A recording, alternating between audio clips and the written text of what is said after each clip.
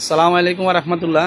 এই যে ফেনী জি একাডেমি ফারুক হোটেলের পিছনে মাটির জিনিসের একটা দোকান আছে এবং খুবই সুন্দর। যাদের প্রয়োজন মাটির জিনিস, সুন্দর সুন্দর জিনিস সকল আছে, যাদের প্রয়োজন ইনশাল্লাহ এই দোকানে আসবেন, কমায় রাখবো। এই যে খোলা আছে, এই যে মাটির যত জিনিস আছে এভরিথিং সব কিছু আছে, চলে আসবেন। এই যে খুবই সুন্দর সুন্দর শোকে যে হাবে বেলাই আছে, সব খুব সুন্দর। দাদা কি অবস্থা? আপনার নাম কি, পরিচয়টা দেন?